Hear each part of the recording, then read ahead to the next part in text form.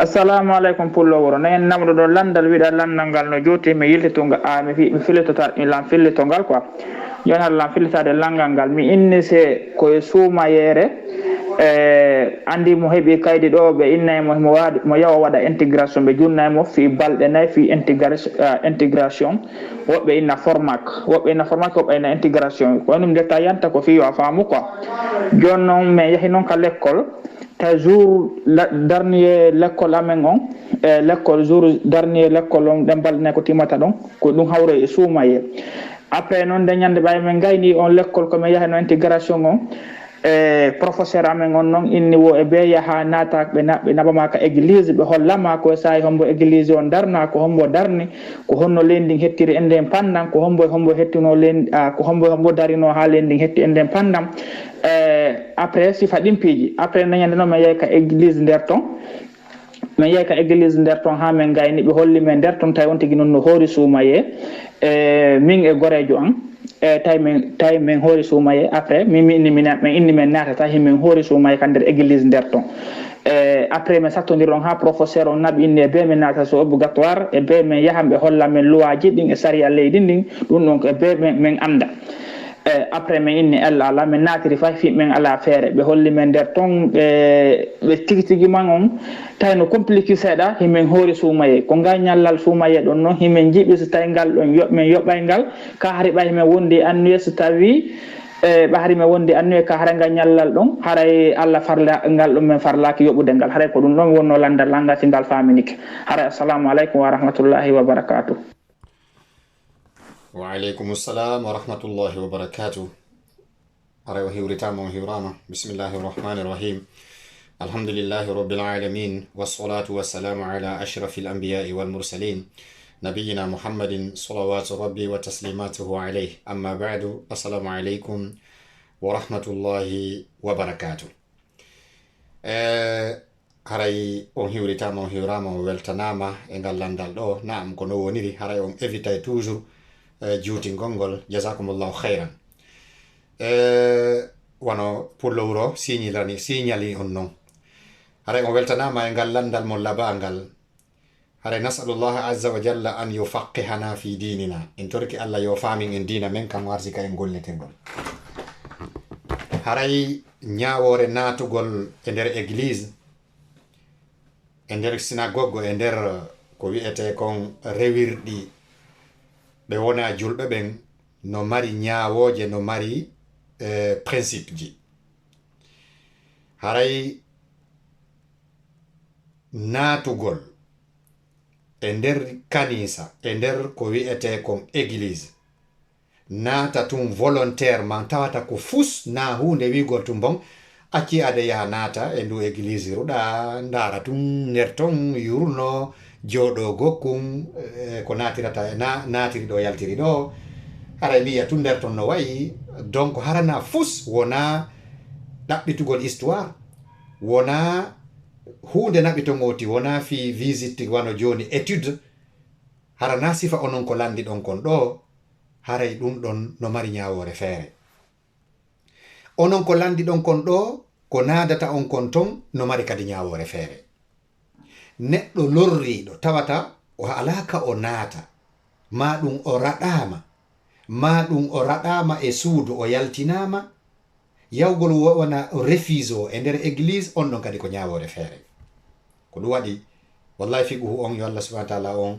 faamin en fiqhu arsika en gollitirgol sabuna kanko allah kanko faaminta ko ɗum so wi yu'til hikmata man yasha himo okka faamu kala mo o faala o man yu'tal hikmata faqad utiya khairan kathira iɗen andi laɗo make hadise maɓɓe ida arada allahu bi abdihi khairan yufaqihu fi din si allah faalanama jeyaɗo makko moƴƴere o faaminaymo dina kan andi figu on tellement no waɗi cerkete hoyi no waɗi détail guɓe e condi sa a moɓidiri fo waɗi pake haray a bonni sa moɓi fo a bugi ka poubel a bonni sa moɓi fo a watti ka jiifa a bonni masalaji buy ko non wayi joni noon masala ko wi'ete ko yawgol tum volontairement fus na yawgol visite fi étude sifa onon ko landi ɗon kon ɗo karamo ko ɓen no mari ɗon avis ji sertuɗi hiɓe luutodiri e masala on na onon ko landi ɗon ko mi fuɗɗoray woni taho neɗɗo ƴettowo tum watto paɗe mum ɗen ni tum volontairement yaha naata e église na fusnaɓi mo toon sina yawgol tum yurno nago yawgol juulato ma julda e maɓɓe ko yawgol tum innano humpa par curiosité naata nder toon tout simplement ko on ɗon taw wonɗen fuɗɗorde hara ɗum ɗon karamo koɓɓen ko ɗum ɓe innata ma yawgol ton joni yaha hara ko yawgol ton haajuji ni tout simplement wano joni affaire hara ko finera wano joni yawgol waɗa tata ɓe naɓi ton wano ɗimmojo ma yawgol hiwrogol ton fatunde ma yawgol ton jama joni copain joma ma ɗimmojo ma no invite ma mariage makko on yawgol célébéramo ka nder église ton ko ɗum wiyete kon ijitama aati yawgol jento ton kadi wano prêche ji maɓɓe ɗin wano cureɓe ɓen prêtre ɓe ɓen ko ɓe yewtata ko yawgol ɗon jooɗo jentoɗi ɗo piiji andi ko ɓe oɗo catégorie wonɗe yewtude si are non e catégorie onon ko landi ɗon kon haray karamo koɓe maaki ɗiɗo hiɓe luutodiri e muɗum duhulul muslim alkanisa ibtida'an hara ko volontairement sabu yawgol ton cérémonie mariage ma dennabo ma yawgol jento ko ɓe yewtata kon ma yawgol waɗa tum visite simple haray karamo koɓe no mari ɗon konngudi konngol go'o haray no harmani julɗo on e o kaaɗo e o circonstance ɗo yahirgol sabu ɗiɗo piiji nder ton jentagol ɓe ma yawgol ton fii mariage ma yawgol ton fii e fatunde ma yawgol ton tout simplement ma naata nder ton karamo koɓe goo maaki e ngol konngol maɓɓe goo wonde ma haray no harmi kombo maaki ɗum ko hanafiyankoɓe yani imam abou hanifa e shafa'iyankoɓe imamu shafa'i ko wontun shafa'iyankoɓe harmingol maɓɓe ɗum ɓe conditioni qayyadu tahrima bi wujudi suwar kamɓe shafa'iyankoɓe ɓe inni si tawi photoji no nder ton ma statue ji no nder ton haray ko à partir de l'instant harmanta oɗo neɗɗo yahirɗo ton tout simplement visite ndarugol tum o noddaka ma yahirɗo ton fi jentagol ko ɓe yewta kon ma yahirɗo ton fi célébrégol mariage ma denna bo copainjo makko andi woɓɓe waɗugol baptême on maɓɓe baptême ji maɓɓe ɗi nder ton yahugol ɗum ɗo haray ɓe inni kamɓe shafa'iyankoɓe si tawi photoji no nder ton haray no harmama an jol ɗon yahirgol sabu ɗum ɗo andi tan hewtali ko landi ɗon kon est ce que on faami amma wano hanafiyankoɓen no hanafiyankoɓen imamu abou ɓeya kan honno modi hanafiyankoɓe kamɓe ɓe inni ko no harmi que ça soit photoji no ton ma ala ton tawi ko yaruɗa ton ko tout simplement curiosité ma jentagol ko ɓe wolta ton kon ko ɓe watta kon ton waajuji ma ko denna bo baptême noddaɗa nder ton ma mariage haray photo woni ton ala ton hanafiyankoɓe kamɓe ɓe ɗum ɗo no harmi ɓeyni hon ɗum ɓe inni wo bi annaha ma wa shayatin sabu ko cheytanuji ɗi yahata weera ton amma konngol ɗimmolngol ɓe inni koko aña e o circonstance ɗo ɗulle ko konngol hanabilankoɓe ahmad bun hambal ko woni tun yoga e maɓɓe kamɓe kadi ɓe ka wigol ngol no aña hanabilankoɓen ɓe conditionneri si tawi woni ida wujidati suwari fil kanisa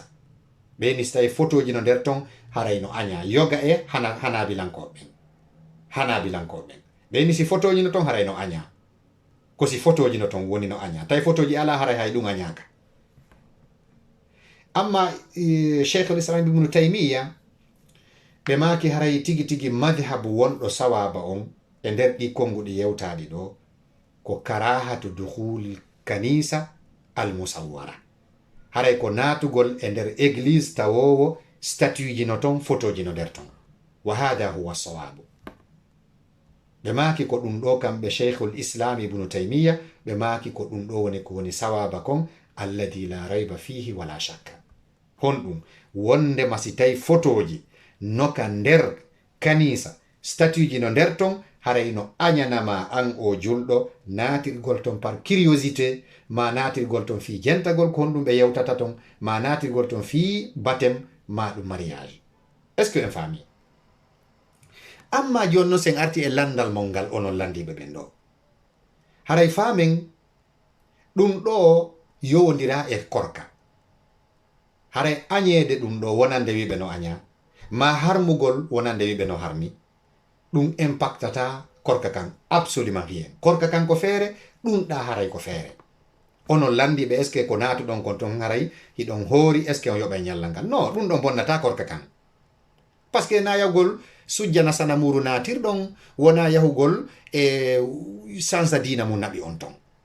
jonno se arti e onon ko naadi on kon ton onon ko sabu gandal naɓi on ton onon on jeyaka e ɓeɗo on ala probléme par ce que ko naɓi on ton naafi curiosité naɓi on tout simplement wona fi jentagol yewtereji maɓɓe kamɓe wonɓe wajade ɓen ton yentagol hutubaji maɓɓe ɗin naɓa on ton kadi fi baptême naɓa on ton fi mariage ko naɓi on ko fi étude jangugol anda histoire ko yowodire ɗum no o laawol ɗo